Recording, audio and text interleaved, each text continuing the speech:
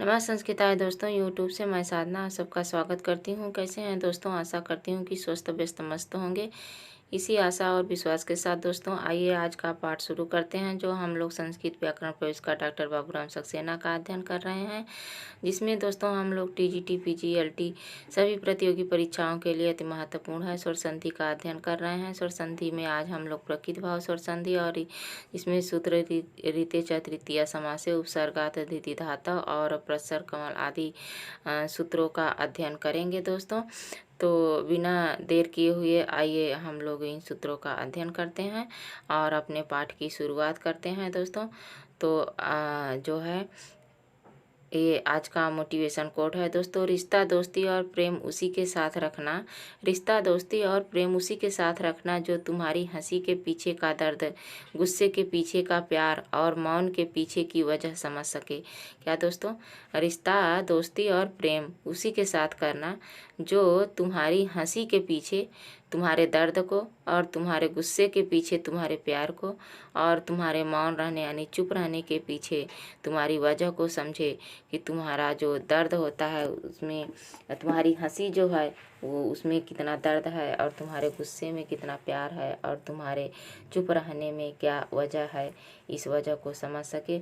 उसी के साथ दोस्ती रखना और वही जो दोस्ती और प्रेम जो होता है वो क्या होता है, रिश्ता दोस्तों वही हमें लक्ष्य तक पहुंचाता है। इसी मोटिवेशन कोट के साथ दोस्तों आइए आज का पाठ शुरू करते हैं, जो हमारा बाबूराम सक्सेना के आधार पर हुई है। जो संस्कृत प्रवेश का डॉक्टर बाबूराम सक्सेना का हम लोग अध्ययन कर रहे हैं, जो टीजीटी के लिए अति महत्वपूर्ण है। तो दोस्तों आइए बिना देर किए हुए आज हम लोग प्रकृति भाव संधि का अध्ययन करेंगे और उसके बाद प्रकृति भाव संधि के बाद हम लोग जो है वार्तिक संधियों को देखेंगे। जो बाबूराव सक्सेना में सूत्र वार्तिक दिया गया है उसका बेसिक और बाबूराव सक्सेना के आधार पर अध्ययन करेंगे। जैसे हम लोग अध्ययन करते आए हैं उसी तरह अध्ययन करेंगे। तो बिना देर किए हुए दोस्तों आइए हम लोग अध्ययन करते हैं प्रकृति भाव संधि की। देखते हैं कि प्रकृति भाव संधि क्या होती है, किसे कहते हैं और कैसे होता है, इन सब का अध्ययन हम लोग करते हैं दोस्तों। एक मिनट। प्रकृति भाव संधि को आइए देखते हैं दोस्तों। यह है प्रकृति भाव संधि। क्या है प्रकृति भाव संधि? हमारी 8वीं और पूछी ही जाती है प्रकृति भाव संधि के उदाहरणों को, उसके नियम को हमेशा पूछा ही जाता है दोस्तों। तो आइए इसका अध्ययन कर लेते हैं। यह उसका सूत्र है। प्रकृति भाव संधि का सूत्र है प्लुत प्रगृहा अचिनित्यम। क्या? प्लुत प्रगृहा अचिनित्यम, जो अष्टाध्यायी के 5वें अध्याय का और पहले पाद का 125 नंबर सूत्र है। 125 नंबर सूत्र है दोस्तों। सूत्र का नाम है प्लुत प्रगृहा अचिनित्यम। प्लुत प्रगृहा अचिनित्यम। सूत्र का विश्लेषण क्या है, उसका सूत्रार्थ क्या है, आइए देखते हैं। तो प्रकृति भाव संधि के प्लुत प्रगृहा अचिनित्यम का सूत्रार्थ है कि प्लुत और प्रगृहा, क्या प्लुत और प्रगृहा वर्णों को प्रकृति भाव हो जाता है, प्रकृति भाव होता है। वो कैसे दोस्तों? यदि बाद में स्वर वर्ण आए तो। प्लुत और प्रगृहा, प्रगृहा का अर्थ क्या होता है दोस्तों? प्रगृहा का अर्थ होता है द्विवचनांत शब्द। तो प्लुत का अर्थ होता है जो जैसे हम लोग ओ म इस तरह से लिख देते हैं तो वो प्लुत शब्द बोले जाते हैं। तो जो 3 मात्रा का समय लगता है वो प्लुत स्वर कहलाता है। प्लुत वर्ण स्वर में ही आते हैं, व्यंजन में नहीं आते दोस्तों। तो ये कह रहा है कि प्लुत और प्रगृहा वर्णों को प्रकृति भाव होता है यदि बाद में स्वर वर्ण आए तो। वो कैसे? प्रकृति भाव का अर्थ है कोई भी संधि न होना, अर्थात ज्यों का त्यों हो जाना। प्रकृति भाव का अर्थ क्या है कि कोई संधि कार्य नहीं होती है। जैसे अभी हम लोग पढ़ते आए कि दीर्घ संधि में विद्याधन आलय, गुण संधि में रमाधन ईश रमेश बन जाता था, मतलब बदल जाता था। तो उसी तरह इसमें क्या होता है कि कोई संधि कार्य नहीं होती, अर्थात ज्यों का त्यों रहता है। प्रकृति भाव का अर्थ होता है ज्यों का त्यों रहता है, वो जो है संधि कार्य नहीं होता है दोस्तों। इसमें साफ साफ कह रहा है कि जो है प्रकृति भाव शब्द का ही अर्थ, प्रकृति भाव का अर्थ ही होता है कि कोई भी संधि न होना, अर्थात ज्यों का त्यों रहना है दोस्तों। और संक्षेप में देखिए कि प्लुत और प्रगृहा, उसके बाद अज हो, अज का अर्थ ही होता है स्वर। अज का अर्थ क्या होता है? अज प्रत्याहार है। अज प्रत्याहार के अंतर्गत सभी 9 स्वर आ जाते हैं। क्या सभी 9 स्वर आ जाते हैं? तो फिर बाद में क्या हो जाता है? प्रकृत स्वर हो जाता है। क्या होता है कि प्लुत प्रगृहा और प्लस जो होता है अज मिल के प्रकृति भाव रहता है। जैसे हरि प्लस एतव, हरि प्लस एतव, तो यहाँ हरि जो शब्द है वो द्विवचनांत है। क्या है दोस्तों? द्विवचनांत है। और यहाँ एतव, एतव में ए जो है ये अच है। अच का अर्थ स्वर होता है। ये जो ए है, ये शब्द क्या है कि ये स्वर है। और यहाँ पे वही उसी की तरह कोई संधि कार्य नहीं हुआ। हरि एतव लिखा गया है। क्या? हरि एतव यानी प्रकृति भाव संधि कर दिया गया है। कहता है ना जो का त्यों लिखा जाता है। तो हरि द्विवचनांत है यानी प्रगृहा शब्द है। सभी प्रगृहा शब्द है। अभी जैसे हम आप लोगों को बताएं कि प्रगृहा का अर्थ ही द्विवचनांत होता है। द्विवचनांत यानी इसका जो सूत्र होता है कि ये दे द्विवचनम प्रगृहम, तो वही होता है ना कि प्रगृहा का अर्थ ही द्विवचनांत होता है। तो समझ लीजिए कि किसी भी वाक्य के द्विवचनांत शब्द जो रहे, पहले द्विवचनांत शब्द रहे, उसके बाद कोई स्वर रहे, क्या कोई स्वर रहे, तो क्या हो जाता है? जो का तो लिखा जाता है। जैसे हरि प्लस एतव, हरि एतव। उसके बाद विष्णु, विष्णु शब्द भी द्विवचनांत है दोस्तों। उसके बाद ये जो है इमव, इमव के ई जो है वो अच है। तो क्या बन गया? विष्णु इमव।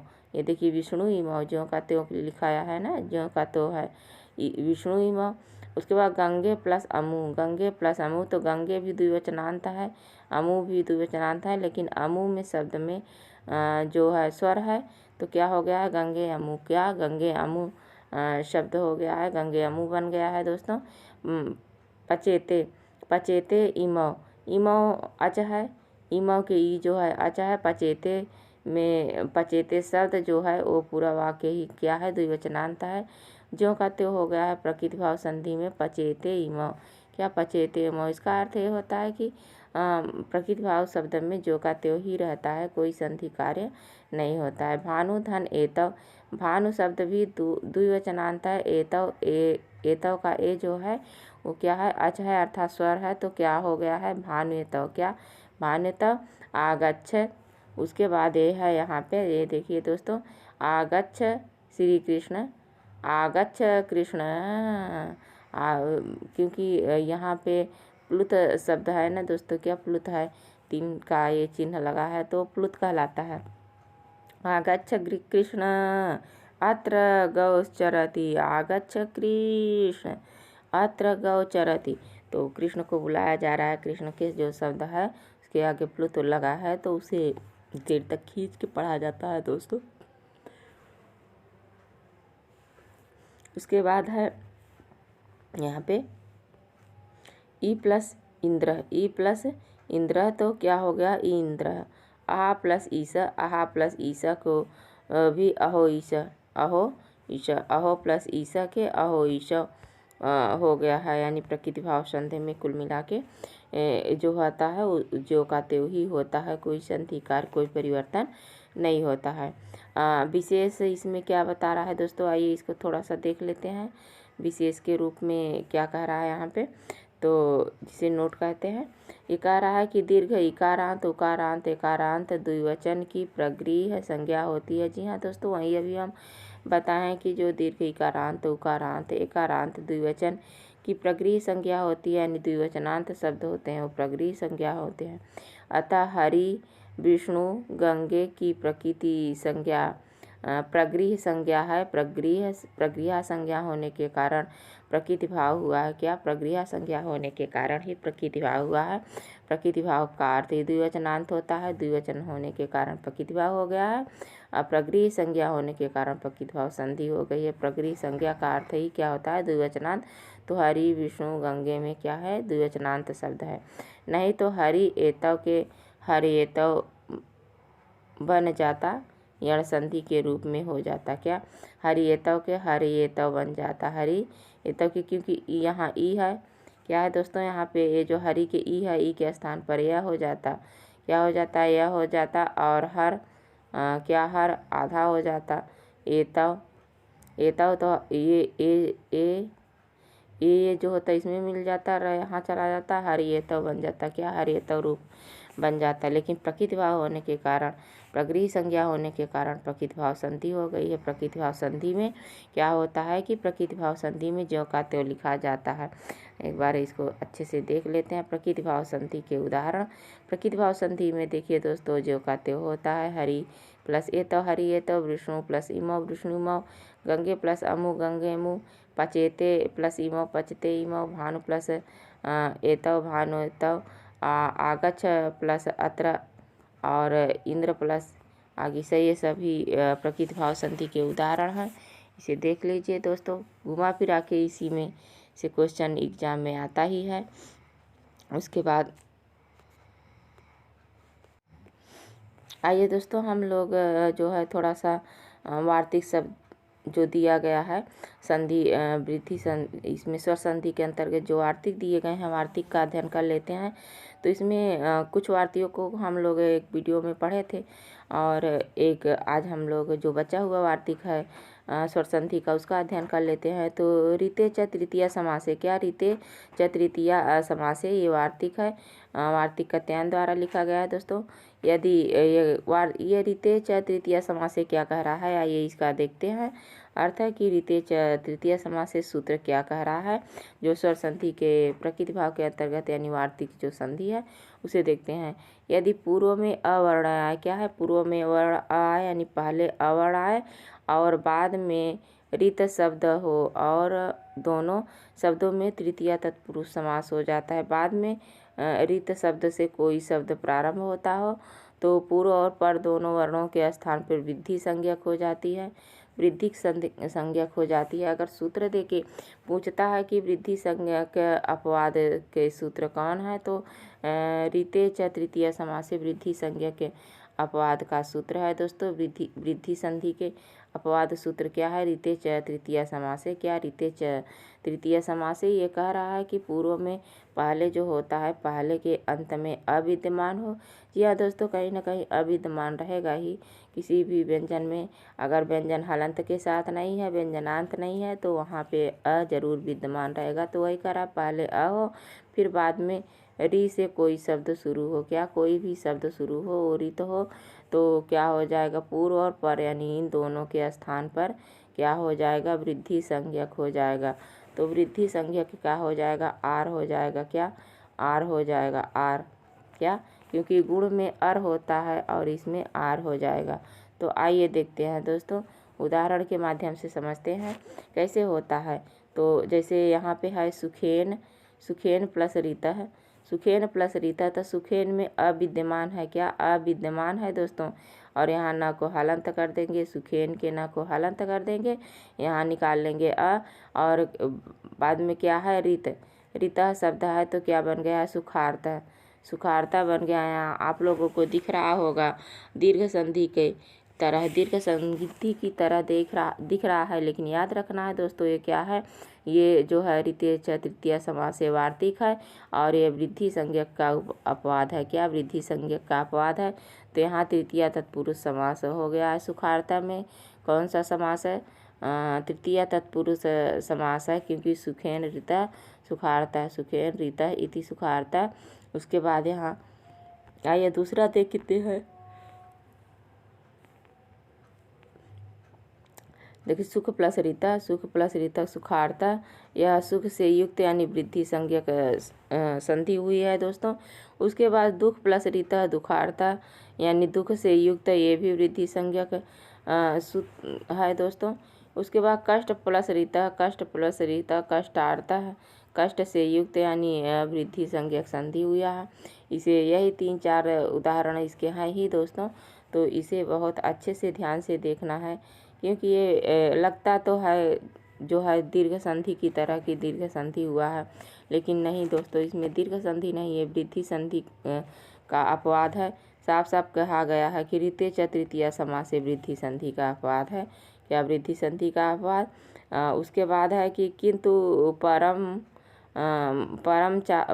चासो रीत है, परमतः यहाँ वृद्धि संधि नहीं हुई है, क्योंकि यहाँ तृतीया तत्पुरुष समास नहीं हुआ है।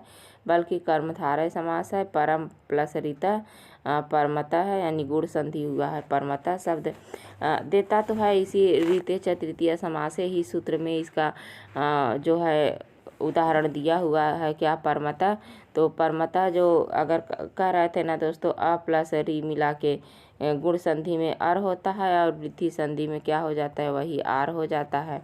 तो यहाँ पे सीधा सीधा देखो परमता, परमता का अरे आ रहा है, क्या अर आ रहा है, पर मत है, यानी आर आ रहा है, तो ये गुण संज्ञक हो गया है। क्या गुण संज्ञक, वृद्धि संज्ञक नहीं हुआ है।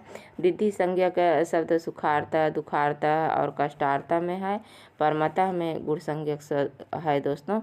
उसके बाद आइए देखते हैं कि कौन सा सूत्र है वृद्धि दोस्तों।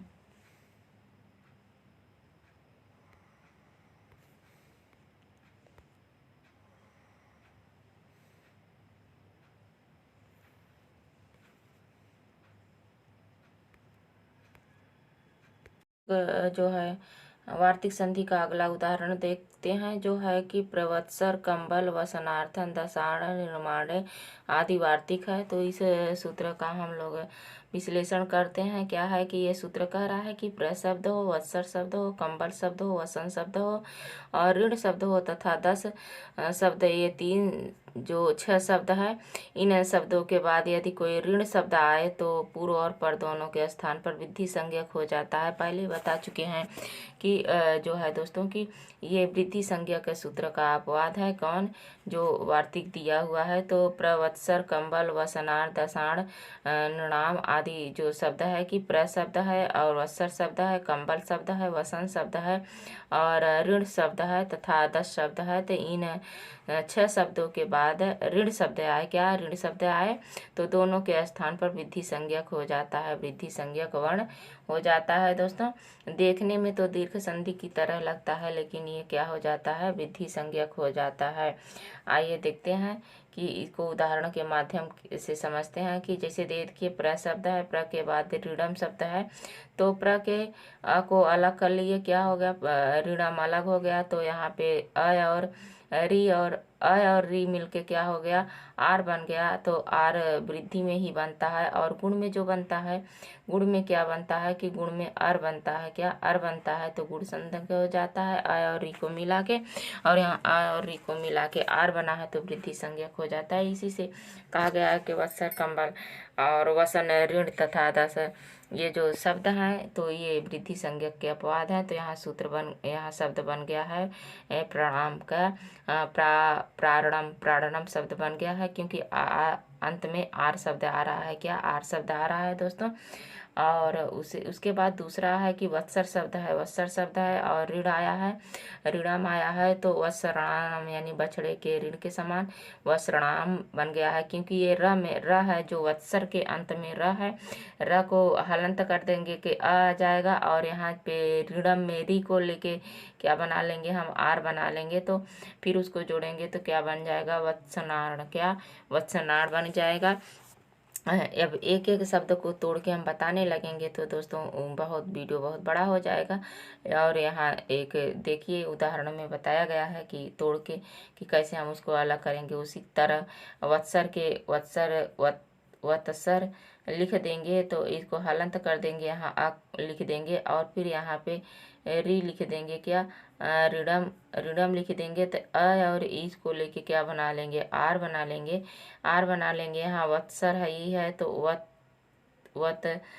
सर, तो यहाँ हो जाएगा आर इसमें जुड़ जाएगा, क्या आर इसमें जुड़ जाएगा वत्सराणम। जो र है, र में आ जुड़ जाएगा तो र हो जाएगा और ए यहाँ का र जो बचा है वो क्या हो जाएगा, यहाँ पे री आ गया, रम बचा है तो रम यहाँ पे बन जाएगा। तो इसी तरह सारे सूत्रों का विश्लेषण जो उदाहरण दिया है, जैसे कंबल दिया है, कंबल प्लस ऋणम, तो ल में जो हलंत है ल को हलंत करके अविद्यमान है, अ को निकालेंगे तो आर बन जाएगा, क्या आर बन जाएगा, तो कंबलार्णम बन जाएगा, क्या कंबलार्णम बन जाएगा। उसके बाद वसन है, वसन शब्द है, वसन के न को हलंत कर देंगे तो यहाँ अ हो जाएगा, और ऋण को मिला के आर हो जाएगा, क्या आर हो जाएगा, तो वसनारड़म बन गया, क्या वसनारड़म शब्द बन गया दोस्तों। उसी प्रकार है कि ऋण प्लस ऋणम, ऋण प्लस ऋणम है, तो ये ऋण ण में जो अविद्यमान है उसको लेके यहाँ पे आर हो जाएगा, री को लेके आर बन जाएगा, तो ऋणाणमण हो जाएगा, ऋणारणम, ऋणारणम शब्द बनेगा दोस्तों, जो ऋण चुकाने के लिए ऋण है, क्या ऋण चुकाने के लिए ऋण है।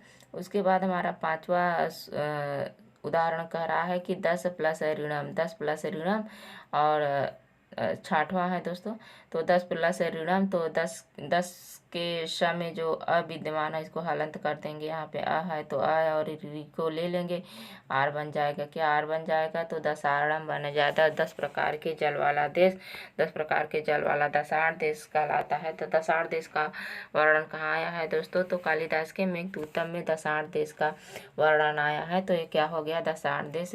तो ये सभी वृद्धि संज्ञक सूत्र हैं दोस्तों। उदाहरण को देख लीजिए वह तो समझ में आता है कि वत्सर, कंबल, वसन, यहाँ पे प्र हो जाएगा, प्र, वत्सर, कमल, वसन, ऋण, दस, ये 6 शब्द आते हैं। उसके बाद ऋण शब्द आता है, तो आंख बंद करके हमें मार देना है, क्या सूत्र पूछता है, तो वत्सराणम, दशाण आदि जो सूत्र दिया गया है उसको। और अगर संधि पूछता है तो प्रकृति वाले संधि की, यानी किसके अपवाद है, तो वृद्धि संधि का ये अपवाद है दोस्तों। उसके बाद अगला उदाहरण है हमारा कि उपसर्गात रीति धातव, क्या उपसर्गात रीति धातव सूत्र है दोस्तों, उपसर्गात रीति धातव, ये भी वार्तिक ही है। तो इसी को देख लेते हैं, क्या कह रहा है कि अवर्णांत उपसर्ग के बाद री से प्रारंभ होने वाले, अवर्णांत यानी किसी भी वर्ण के अंत में अ शब्द हो, उसके बाद री से प्रारंभ करने वाला शब्द हो, क्या री से प्रारंभ करने वाला शब्द हो, तो धातु हो, तो पूर्व और पर दोनों के स्थान में वृद्धि संज्ञा का आदेश हो जाता है, क्या वृद्धि संज्ञा का आदेश हो जाता है दोस्तों, उपसर्गात रीति धातु सूत्र से। आइए हम लोग उदाहरण के माध्यम से समझते हैं कि ये कह रहा है कि प्र शब्द, उपशब्द और प्रत्यय, ये क्या है, सभी उपसर्ग हैं, और सभी उपसर्गों में अविद्यमान है, क्या जब प्र को हम हलंत कर देंगे यहाँ अ बचेगा, क्या अ बचेगा, यहाँ री है तो इसके स्थान पे आर हो जाएगा, आर हो जाएगा तो प्रार्थछत रूप बनेगा, क्या प्रार्थछत बनेगा दोस्तों। उसी प्रकार ये है कि उप प्लस रिचति, उप प्लस रिचति, तो रूप के उप को हलंत कर देंगे, अ निकल आएगा, आ और री को मिला देंगे, आर बन जाएगा, आर बन जाएगा, तो यहाँ पे उपार्छत बन जाएगा, क्या उपार्छत शब्द बन जाएगा दोस्तों। उसी प्रकार प्र है, प्र के हलंत करके अ निकाल लेंगे, तो अ और री को मिला के आर बन गया, आर बन गया तो प्राणोति, क्या प्राणोति शब्द बना दोस्तों। उसी का प्र प्लस रिज्जते, प्र प्लस रिज्जते के, तो इसको भी आर बना लेंगे, आर हो जाएगा तो प्रार्जते, प्रार्जते बन गया दोस्तों। ये सभी वृद्धि संज्ञा के उदाहरण हैं, क्योंकि वृद्धि संधि पढ़ते समय हम लोग बताए थे कि गुण संधि में जो क्या होता है, आर होता है, आ और री को मिला के आर होता है, वृद्धि में अ और री को मिला के आर होता है। तो ये सभी इसके जो है ये सुखार्थ जो है द्वितीय तृतीय समास सूत्र का, और ये सभी बेसिक संधि है दोस्तों। आइए बाबूराम सक्सेना के आधार पर देखते आइए दोस्तों हम लोग बाबूराम सक्सेना के आधार पर देखते हैं। सबसे पहले देखते हैं कि प्लुत प्रगृह अचिनित्यम अर्थात प्रकृति भाव शब्द के उदाहरण को देखते हैं और उसके नियमों को समझते हैं। बाबूराम सक्सेना के आधार पर बाबूराम सक्सेना ने किन सूत्रों में क्या क्या बताया है इसका देखते हैं। तो ये है कि क में ये जो क दिया है दोस्तों, इसमें कह रहा है कि परंतु गो शब्द के आगे आए तो विकल्प से प्रकृति भाव शब्द हो जाता है। प्रकृति भाव शब्द क्या होता है, तो ये प्रकृति भाव शब्द हो जाता है कि भी हो जाता है, जैसे गो प्लस अग्रम को गो अग्रम रूप बनेगा, अन्यथा पूर्व नित्यम होने पर गो अग्रम इस तरह भी बनेगा। जैसे पिछले उसमें हम लोगों ने पढ़ा था कि जो है ये क्या पूर्व रूप संधि को पढ़े थे, तो पूर्व रूप संधि का भी ये उदाहरण के रूप में ये माना जाता है, पूर्व रूप संधि के अपवाद के रूप में। ख कह रहा है कि यदि गो शब्द के बाद कोई स्वर आए तो गो के ओ के लिए गो के ओ के लिए का आदेश भी विकल्प से हो जाता है, जैसे गो प्लस गवाग्रम, गो अग्रम, गवा और गो अग्रम ये भी बनेगा। जैसे प्रकृति भाव संधि में गो अग्रम भी बनेगा और गवाग्रम भी बनेगा, गो अग्रम भी इस तरह से भी बनेगा, इस तरह से। और यहाँ जो है इस तरह से भी बनेगा दोस्तों। एक मिनट, हाँ ये ऐसे क्या हो जाएगा। अव शब्द आए कह रहा है कि गो ओ के लिए अव का आदेश भी विकल्प से हो जाता है। गो प्लस अग्रम के गवाग्रम भी बन गया है, गवाग्रम में वृद्धि संधि हो गया है। और गो अग्रम जो है पूर्व रूप संधि हो गया है। और गो अग्रम प्रकृति भाव संधि यानी तीनों अति महत्वपूर्ण है दोस्तों, क्योंकि इसमें तीन संधियाँ बन रही हैं। क्या तीन संधियाँ बन रही हैं? कौन? गो अग्रम, गो अग्रम गवाग्रम वृद्धि संधि भी बन रही है। और यहाँ गो अग्रम पूर्व रूप संधि भी बन रही है और गो अग्रम प्रकृति भाव संधि भी बन रही है। तो उसके बाद ग कह रहा है। ग क्या कह रहा है? ग नंबर बाबूराम सक्सेना में देखिए दोस्तों, बाबूराम सक्सेना में ग अग्रम ग कहाँ है कि गो प्लस इंद्र गवेंद्र बन गया है। यदि इंद्र शब्द आगे रहे तो गो के को अव आदेश हो जाता है, तो गवाग्रम यहाँ बन जाता है। यह नित्य आदेश होता है और प्लुत प्रक्रिया अचि नित्यम सूत्र से होता है दोस्तों। उसके बाद ये यहाँ पे प्लुत प्रक्रिया अचि नित्यम सूत्र क्या कह रहा है, इसको देखिए। कह रहा है कि यदि प्लुत स्वर के उपरांत अथवा प्रगृह संज्ञक वर्णों के उपरांत स्वर आवे तो संधि नहीं होती। क्या संधि नहीं होती? प्रकृति संज्ञा वाले वर्ण इस प्रकार से हैं, क्या इस प्रकार से रखे जाते हैं। जैसे अभी बेसिक में हम लोगों ने पढ़ा है इसको कि क्या होता है कि संधि नहीं होती। यदि प्लुत स्वर के बाद अथवा प्रगृह संज्ञक वर्णों के बाद कोई स्वर आता है तो वहाँ संधि कार्य नहीं होती। प्रगृह संज्ञा वाले वर्ण इस प्रकार के होते हैं। सूत्र के माध्यम से हम बताते हैं। जैसे इसका सूत्र उस बेसिक में नहीं दिया गया, यहाँ दिया गया है। एदे द्विवचनम प्रगृहाम, एदे द्विवचनम प्रगृहाम, यहाँ नीचे इसका सूत्र दिया गया है। ये देखिए कि प्लुत प्रगृहाम अचि नित्यम सूत्र कह रहा है कि यदि प्लुत और प्रगृहा शब्द हो तो संधि कार्य नहीं होती, वहाँ प्रकृति भाव हो जाता है। उसके बाद एदे द्विवचनम प्रगृहम, ये सूत्र क्या कह रहा है, इसके आधार पर आइए देखते हैं। तो ये यहाँ पे है कि ये सूत्र कह रहा है कि यदि ये कह रहा है कि जब संज्ञा अथवा सर्वनाम, एक मिनट, क्या कह रहा है कि जब संज्ञा अथवा सर्वनाम अथवा क्रिया द्विवचन के अंत में ई हो, क्या द्विवचन के अंत में ई हो, उ हो या ए हो। जैसे अभी बेसिक में उदाहरण के माध्यम से हम लोगों ने समझा था दोस्तों, क्या है ई हो, उ हो, ए हो, तो वहाँ पे ई, उ और ए के प्रगृह संज्ञा जैसे हरि एतव, विष्णु इमव और गंगे अमु और पचेते इमव। अभी इन सब उदाहरणों को देखा था, हम लोगों ने अध्ययन किया था कि ये उदाहरण कैसे बनते हैं। और तो यहाँ पे बताने की संभावना हमें नहीं लग रहा है कि बताना भी ज़रूरी है, क्योंकि बहुत बड़ा वीडियो हो जाएगा दोस्तों। तो अभी समझिए कि ए द्विवचनम क्या होता है कि ये कह रहा है ई की, ऊ की और ए जब शब्द रहे तो ई और ऊ और ए की क्या यानी दीर्घ ई और दीर्घ उ और ए की क्या हो जाएगी, ये यहाँ पे प्रगृह संज्ञा होके द्विवचन हो जाएगा। जैसे हरि शब्द द्विवचन है, विष्णु शब्द द्विवचनांत है, गंगे भी और पचेते सभी द्विवचनांत शब्द हैं। बेसिक पढ़ते समय हम लोगों ने इसका अध्ययन किया था।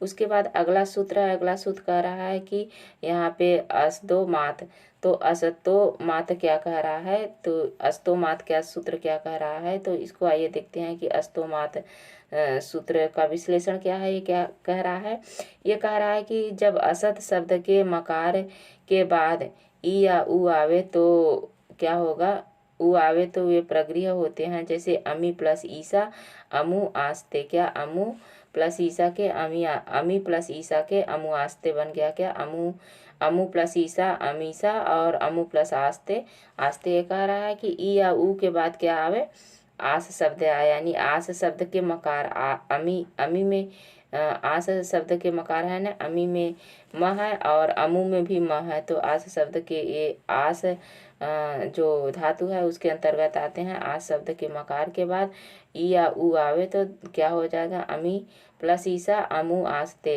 अमीसा और अमु आस्ते रूप बनेगा, क्योंकि प्रकृति भाव संधि के अंतर्गत आते हैं। तो प्रकृति भाव संधि में तो ज्यों का त्यों ही लिखा जाता है। अभी हम लोगों ने बेसिक के आधार पे बताया है दोस्तों कि ज्यों का त्यों लिखा जाता है। उसके बाद अगला सूत्र जो बाबूराम सक्सेना ने क्या कहा है कि निपात एकाद नांग, निपात एकान नांग सूत्र ये इपाद ने एकांग नांग, ये सूत्र क्या कह रहा है? तो ये सूत्र जब कह रहा है कि आंग हो, आंग के अतिरिक्त, आंग क्या है दोस्तों? आंग उपसर्ग है।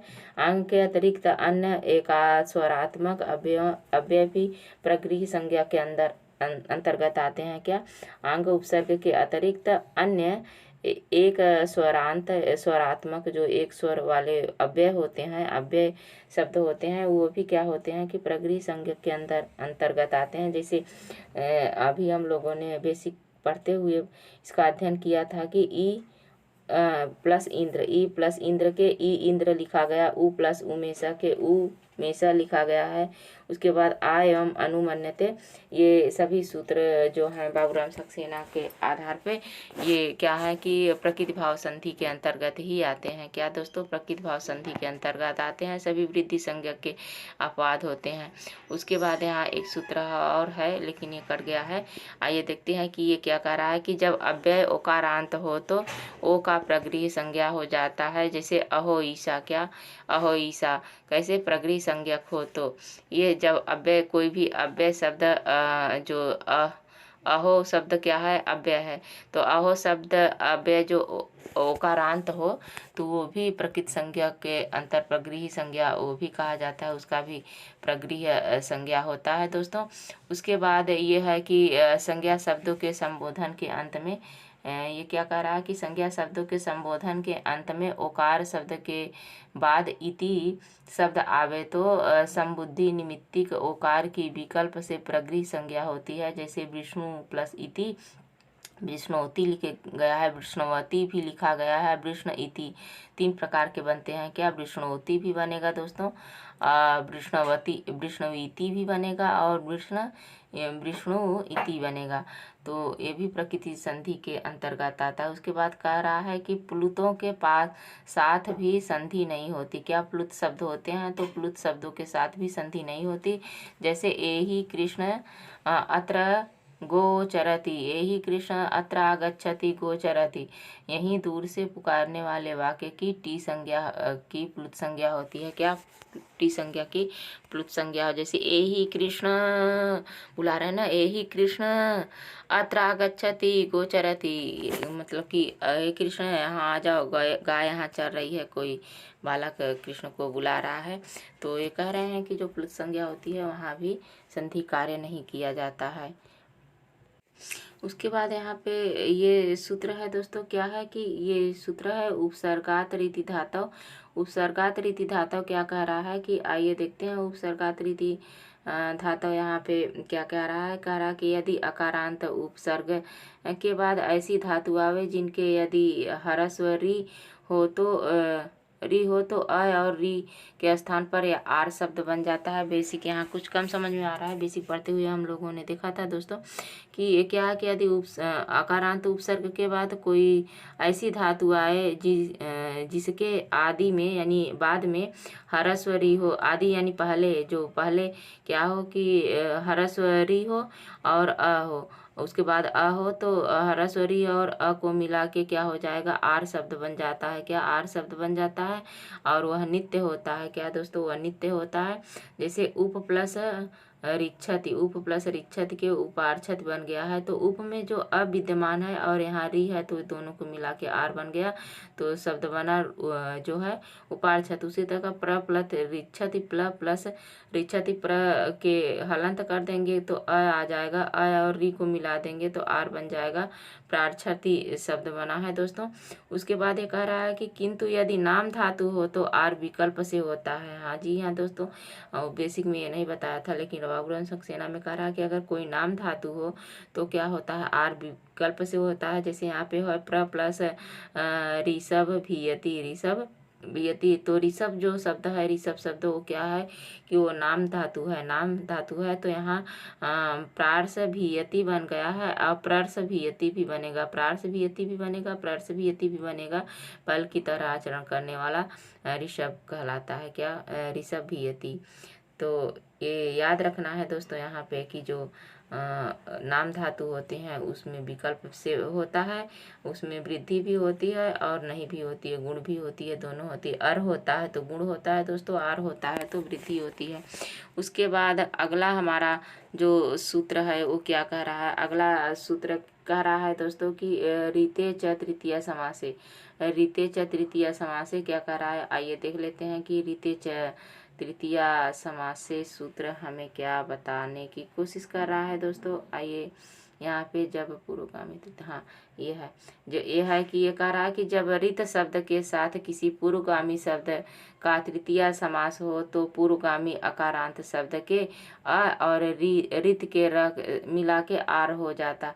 आर शब्द नहीं, उसे सुखेन रित के सुखार्ता बन गया, जैसे सुखेन रित, तो आर शब्द होगा, अर नहीं होगा। क्या, आर नहीं होगा। ये कह रहा है कि आर बनेगा, अर नहीं बनेगा। वो कैसे, ये यहाँ पे बेसिक के आधार पर हम लोगों ने अभी पढ़ा है, लेकिन फिर भी देख लेते। जब रित शब्द के साथ हो, रित शब्द के साथ हो तो उसके पहले तृतीया समास का जब भी पूर्वगामी अकारांत शब्द के साथ अ आए तो रित शब्द और री शब्द दोनों मिला के आर बनेगा। क्या, आर बनेगा, आर नहीं बनेगा। तो अर्थात आर का मतलब यहाँ पे वृद्धि होगी, वृद्धि संधि होगी और गुण संधि नहीं होगी।